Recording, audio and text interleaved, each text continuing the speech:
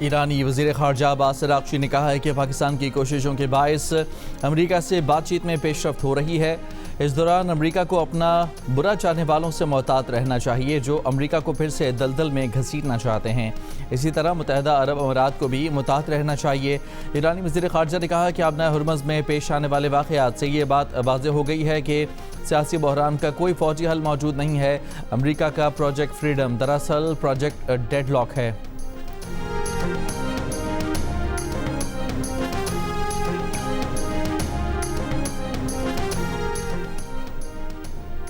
سعودی عرب کے خطے کی موجودہ صورتحال میں فریقین سے تحمل کی اپیل۔ سعودی عرب کا پاکستان کی ثالثی کی حمایت کا اعلان۔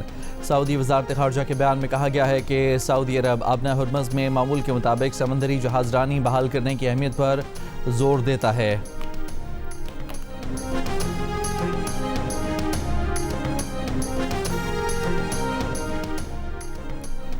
امریکی صدر ڈونلڈ ٹرمپ نے ایک بار پھر ایران کو صفحہ ہستی سے مٹانے کی دھمکی لگا دی۔ امریکی ٹی وی کو انٹرویو میں ٹرمپ نے کہا کہ ایران نے امریکہ کے پروجیکٹ فریڈم کے تحت جہازوں پر حملے کیے تو اسے دنیا کے نقشے سے مٹا دیں گے۔ ساتھ ہی بولے کہ ایران نے مذاکرات میں کافی لچک کا مظاہرہ کیا ہے۔ خطے میں امریکہ کی فوجی تیاری جاری ہے۔ پروجیکٹ فریڈم کے تناظر میں بعض غیر متعلقہ ملکوں پر بھی ایران نے حملے کیے ہیں، جن میں ایک جنوبی کوریا کا مال بردار جہاز بھی شامل ہے۔ شاید اب وقت آ گیا ہے کہ جنوبی کوریا بھی آ کر امریکی مشن میں شامل ہو جائے۔ ٹرمپ نے کہا کہ امریکہ نے ایران کی 7 چھوٹی کشتیاں تباہ کر دی ہیں۔ اس وقت تک آبنائے ہرمز سے گزرنے والے کسی اور جہاز کو کوئی نقصان نہیں پہنچا۔ امریکی صدر ٹرمپ نے گزشتہ روز آبنائے ہرمز میں پھنسے جہازوں کو نکالنے کے لیے پروجیکٹ فریڈم کا اعلان کیا تھا۔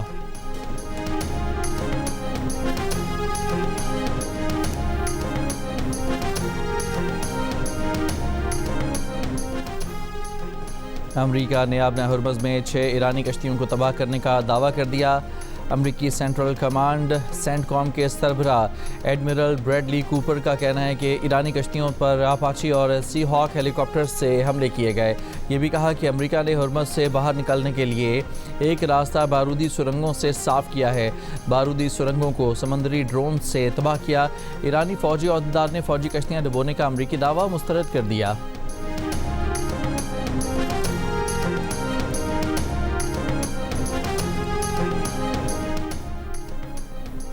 ایران کا آبنائے ہرمز کی طرف آتے امریکی جنگی بحری جہاز پر 2 میزائل داغنے کا دعویٰ۔ امریکہ نے ایرانی دعویٰ مسترد کر دیا۔ سینٹ کام نے کہا کہ کوئی امریکی جہاز نشانہ نہیں بنایا۔ ایران نے اس سے قبل کہا تھا کہ امریکی جہاز ایرانی حملوں کے بعد واپس جانے پر مجبور ہو گیا۔ سینٹ کام نے پیر کو آبنائے ہرمز سے 2 امریکی پرچم بردار جہاز نکلنے کا بھی دعویٰ کیا، جسے ایرانی پاسداران انقلاب نے مسترد کر دیا۔ کہا کہ تجارتی جہازوں کے آبنائے ہرمز عبور کرنے کا امریکی دعویٰ جھوٹا اور بے بنیاد ہے۔ اسی دوران آبنائے ہرمز میں یو اے ای کی سرکاری تیل کمپنی کے جہاز پر بھی ڈرون حملہ ہوا۔ یو اے ای نے واقعے کو ایران کی بحری قزاقی قرار دیا۔ سینٹ کام نے کہا کہ ایرانی پانیوں کی ناکہ بندی جاری ہے۔ امریکی فوج خطے میں پروجیکٹ فریڈم کی معاونت کر رہی ہے۔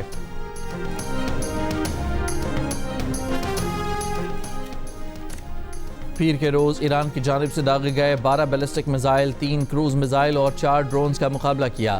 اماراتی وزارت دفاع کا بیان کہا کہ جواب کا حق محفوظ رکھتے ہیں، فوری جنگ بندی کی جائے۔ دعویٰ کیا کہ ایرانی میزائل حملے کے بعد فجیرہ آئل انڈسٹری زون میں آگ لگ گئی، 3 افراد زخمی ہوئے، تعلق بھارت سے ہے، اسپتال منتقل۔ ایرانی سینئر فوجی عہدیدار کا کہنا ہے کہ ایران کا فجیرہ کے تیل تنصیبات پر حملے کا پہلے سے کوئی منصوبہ نہیں تھا۔ یہ واقعہ امریکی فوجی مہم جوئی کے باعث پیش آیا کیونکہ امریکہ آبنائے ہرمز کے اس علاقے میں غیر قانونی طور پر گزرگاہ بنانے کی کوشش کر رہا تھا، جسے ایران نے نقل و حرکت کے لیے محدود قرار دیا ہے۔ واقعے پر امریکہ کو اس کا جواب دہ ٹھہرایا جانا چاہیے۔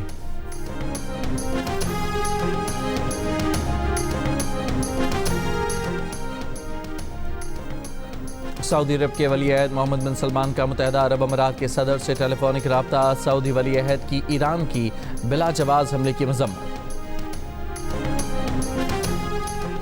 آبنائے ہرمز میں جنوبی کوریا کے ایک بحری جہاز پر دھماکے کے بعد لگی آگ بجھا دی گئی۔ امریکی میڈیا کے مطابق جہاز پر جنوبی کوریا کے 6 افراد سمیت 24 افراد سوار تھے. کسی جانی نقصان کی اطلاع نہیں. ادھر برطانوی میری ٹائم ٹریڈ آپریشنز کے مطابق دبئی کے شمال میں کارگو جہاز پر حادثے کی بھی اطلاع ہے. کارگو جہاز کے انجن روم میں آگ لگ گئی. وجہ معلوم نہ ہو سکی. جہاز کا عملہ محفوظ ہے. امریکہ کی طرف سے پاکستان منتقل کیے گئے ایرانی جہاز توسکا کے عملے کے 15 ارکان کو ایران کے حوالے کر دیا گیا. ایرانی خبر ایجنسی کے مطابق عملے کے ارکان پیر کو سستان اور بلوچستان کے رمضان بارڈر ٹرمینل کے ذریعے ایران کی حدود میں داخل ہوئے. امریکہ نے ایران کے ساتھ اعتماد سازی کے طور پر قبضے میں لیے گئے جہاز توسکا کے 22 ارکان پاکستان کے حوالے کیے تھے. نائب وزیر اعظم اور وزیر خارجہ اسحاق ڈار نے اس پیش رفت کو اعتماد سازی کے لیے مثبت قرار دیا. نائب وزیر اعظم اور وزیر خارجہ اسحاق ڈار نے یہ بھی کہا کہ ایرانی جہاز ضروری مرمت کے بعد اصل مالکان کو واپس کرنے کے لیے پاکستانی علاقائی حدود میں واپس لایا جا رہا ہے. ان اقدامات کو ایرانی اور امریکی دونوں حکام کے تعاون سے مربوط کیا جا رہا ہے. پاکستان امریکہ اور ایران کا شکریہ ادا کرتا ہے. اس سے قبل نائب وزیر اعظم اسحاق ڈار کی ایرانی وزیر خارجہ سے ٹیلی فونک گفتگو ہوئی. خطے کی مجموعی صورتحال، جاری کشیدگی اور امن و استحکام کے فروغ کے لیے پاکستان کی سفارتی کوششوں پر تبادلہ خیال.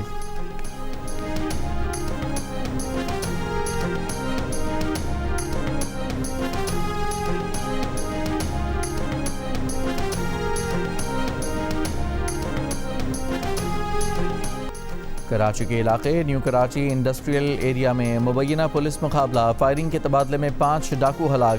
ایس ایس پی سینٹرل کے مطابق پولیس نے مشکوک کار کو روکا تو ملزمان نے فائرنگ کر دی. جوابی فائرنگ سے 5 ڈاکو مارے گئے.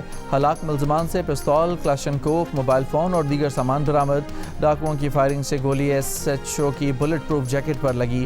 مقابلے کے دوران پولیس اہلکار محفوظ رہے. ہلاک ڈاکوؤں کا گروہ مختلف وارداتوں میں ملوث تھا. ہلاک ملزمان کی وارداتوں کی سی سی ٹی وی فوٹیج موجود ہے. ملک کے بیشتر علاقوں میں آج موسم گرم اور خوش رہے گا. خیبر پختونخوا، گلگت بلتستان اور کشمیر میں چند مقامات پر بارش کا امکان ہے. پیر کو سب سے زیادہ درجہ حرارت تربت اور مٹھی میں 45 ڈگری سینٹی گریڈ ریکارڈ کیا گیا. کراچی، سکھر، سبی، لسبیلا اور ٹھٹھہ میں 44، ڈیرہ غازی خان، ملتان، بہاولپور میں 40، لاہور میں 37، اسلام آباد اور کوئٹہ میں 34، پشاور میں 33 ڈگری سینٹی گریڈ ریکارڈ کیا گیا. لاہور، شیخوپورہ، پاکپتن، فیصل آباد، گجرات، وہاڑی سمیت پنجاب کے کئی علاقوں میں بارش، کئی علاقوں میں ژالہ باری بھی ہوئی. خیبر پختونخوا اور آزاد کشمیر کے مختلف اضلاع میں بھی بارش. آسمانی بجلی گرنے سے 5 افراد جاں بحق. بابوسر ٹاپ، ننگا پربت اور بٹوگاہ ٹاپ پر وقفے سے برف باری.